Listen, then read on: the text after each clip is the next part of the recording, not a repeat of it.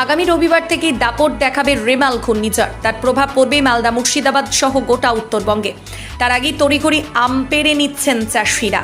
মালদায় 30 থেকে 40 কিলোমিটার বেগে আছড়ে পড়বে এই ঝড়। আবহাওয়া দপ্তরের এমন পূর্বাভাসে দুশ্চিন্তায় ঘুম উড়ে গেছে মালদার আম চাষিদের।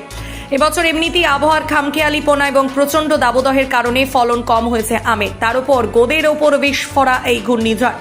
ঝড়ে ব্যাপক ক্ষতি হতে পারে আমের, তাই আম পরিপক্ক হওয়ার আগেই আম পাড়ার তোড়জোড় শুরু হয়েছে মালদার আম বাগানগুলিতে। আম ব্যবসায়ী এবং চাষিরা জানান, ঘূর্ণিঝড় হলে আমের ব্যাপক ক্ষতি হতে পারে।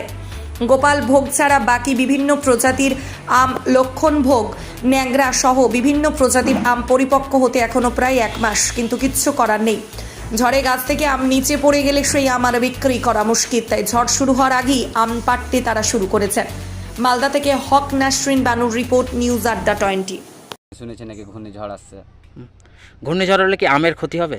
অবশ্যই, আম থাকবে না তো কিছু, কি হবে আমের? সব নিচে পড়ে যাবে, পড়ে গেলে বেকার। তার জন্য কি আম ভাঙছেন? তার জন্যই অগ্রিম আম ভাঙছে। মোটামুটি আম পাকতে এখনো কত দেরি তাও? মোটামুটি দিন 10। আপনার নাম? আরাফাত হোসেন। আর এখন ঝড় ঝাঁকাত হলে তো ম্যাচিওর আম পড়ে গেলে তো আমাদের লস হবে। এই জন্যে একদিনে তো আমটা ভেঙে নিতে পারবো না সম্পূর্ণ। ওই জন্যে আমরা 10 তারিখের পরই ভাঙা শুরু করি। এটা হয়তো জ্যৈষ্ঠী মাস গোটা চলবে। হ্যাঁ, ওই জন্যে আমাকে ভাঙতে হয়। এখন যদি কোনো ঝড় হয়ে যায়, কোনো ক্ষতি হয়ে যায়, তো ম্যাচিওর আমে ক্ষতি হলে তো আমাদের লস। এই জন্যে আমরা ভাঙছি। এখনো পরিপূর্ণ হতে কত দেরি আমের?